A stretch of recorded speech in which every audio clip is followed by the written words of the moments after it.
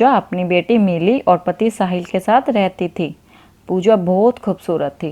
वह बहुत से ब्यूटी कॉन्टेस्ट भी जीत चुकी थी, फिर भी उसे अपनी खूबसूरती पर कोई घमंड नहीं था। एक दिन पूजा बाजार से कुछ सामान लेने जा रही थी कि तभी एक तेज रफ्तार कार ने पूजा को टक्कर मार दी और पूजा यह दुनिया छोड़कर चली गई। मिली बहुत छोटी थी। वह अपनी माँ को याद करके हमेशा दुखी रहती थी। धीरे धीरे दिन बीतते गए। एक दिन साहिल का दोस्त सौरभ घर आया हुआ था। मिली को उदास देखकर सौरभ ने साहिल से कहा, मिली को माँ के प्यार की ज़रूरत है। तुम दूसरी शादी कर लो ताकि मिली को माँ का प्यार मिल सके। कुछ दिनों बाद साहिल ने मिली के लिए दूसरी शादी कर ली, लेकिन साहिल नहीं जानता था कि दूसरी पत्नी रीटा लालची है और उसने पैसों के लालच में उससे शादी की है। रीटा अच्छी पत्नी और अच्छी माँ होने का खूब नाटक रचती थी, जिससे साहिल बहुत खुश रहता था, क्योंकि उसे लगता था कि रीटा मिली को अपनी बेटी मानकर सच्चा प्यार करती है। कुछ समय बाद साहिल को एक बीमारी ने घेर लिया, जिससे कि वह एक बेड पर ही लेटा रहता था। उसका उठना बैठना तक मुश्किल हो गया था। अब रीटा ने अपने असली रंग दिखाने शुरू कर दिए। वह छोटी सी मिली से घर का सारा काम करवाने लगी।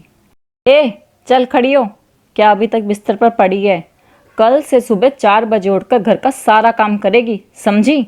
और हाँ, अपने बाप को अगर कुछ बताने की कोशिश की ना, तो एक बात समझ ले, तेरा बाप मेरा कुछ नहीं बिगाड़ सकता, क्योंकि मैंने उसकी सारी जायदाद अपने नाम करवा ली है।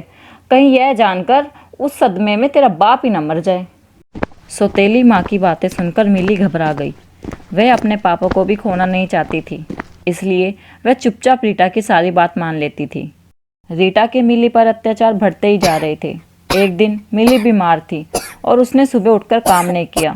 तभी रीटा वहां आई। महारानी, काम तेरी मरी हुई माँ करेगी क्या आकर? माँ, आज मेरी तबीयत ठीक नहीं है। ये बहाने मेरे सामने नहीं चलेंगे, चल।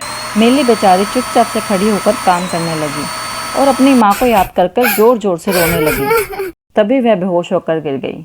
जब उसकी आँख खुली तो उसने अपने सामने अपनी माँ को परी रूप में देखा। वह अपनी माँ को देखकर बहुत खुश हो गई। माँ, यह तो परी लोक है, क्या आप यहाँ रहती हैं? मैं यहाँ कैसे पहुँची माँ? मैं एक परी हूँ बेटा। मुझे इंसान रूप में जन्म लेने की सज़ा मिली थी और मेरी सज़ा ख़त्म होते ही मैं दोबारा परी बन गई।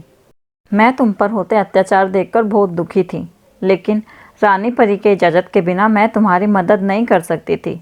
आज जब रानी परी ने तुम पर होते हुए अत्याचार देखे तो वह भी दुखी हो गई और उन्होंने मुझे तुम्हारी मदद करने की इजाज़त दे दी। तुमने मेरे पति के साथ धोखा किया और मेरी बेटी पर अत्याचार किए हैं। सुबह जल्दी उठाकर इससे घर का सारा काम करवाती थी ना। मैं तुम्हें श्राप देती हूँ कि तुम एक मुर्गी बन जाओ। परी पूजा ने जादू की झड़ी घुमाई और साहिल को भी ठीक कर दिया और उन दोनों को अलविदा कहकर वहाँ से चली गई।